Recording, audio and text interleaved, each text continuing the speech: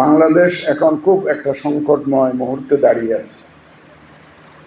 আমরা জাতি হিসাবে, দেশ হিসাবে কোন দিকে যাব, গণতন্ত্রের পথে কিভাবে হাঁটব, এই সব কিছু নির্ভর করছে কিন্তু আগামী নির্বাচনের উপর।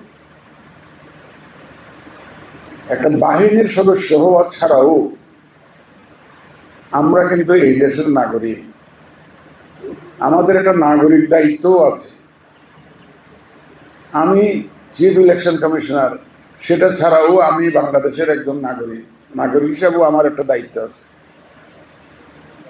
ভবিষ্যতের জন্য কি বাংলাদেশ রেখে যাব, কোন ধরনের বাংলাদেশ রেখে যাব, গণতান্ত্রিক বাংলাদেশ রেখে যাব কিভাবে রেখে যাব, এই চিন্তা সারাক্ষণ আমাকে ভাবায়।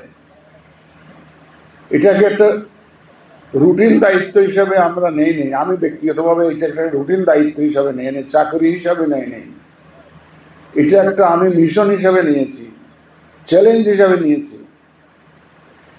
আমি গতানুগতিক ধারার কাজে বিশ্বাসী নই, বিশেষ করে এই ধরনের সংকটময় মুহূর্তে, এটা ক্রিটিক্যাল অবস্থায় দেশ যখন রয়েছে, এখানে আমাদেরকে গতানুগতিক ধারায় কাজ করলে হবে না।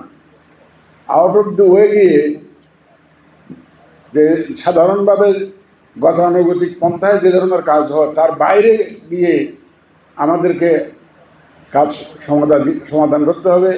সেটারই একটা নমুনা হচ্ছে এই জেনারেল সাজ্জাদের এই উদ্যোগটা,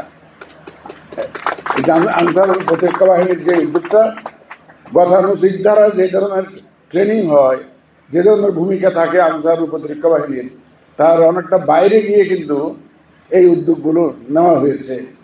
এই দেশের প্রত্যেকে মিলে, ভোটাররা, এই যে বাহিনীর সদস্যরা, আমাদের সাংবাদিক ভাই বোনেরা,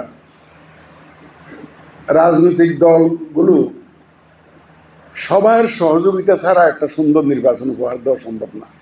আমি সারা কেন্দ্র যদি আনসার, বিডিপি, আর্মি দিয়ে বড় গেলি, যদি রাজনৈতিক দলগুলো যদি সহযোগিতা প্রত্যাশিত মাত্রায় না করে, ওনারা তো মেজর প্লেয়ার, সুতরাং এরা একটা বড় অংশীজন, ভোটাররা একটা বড় অংশীজন।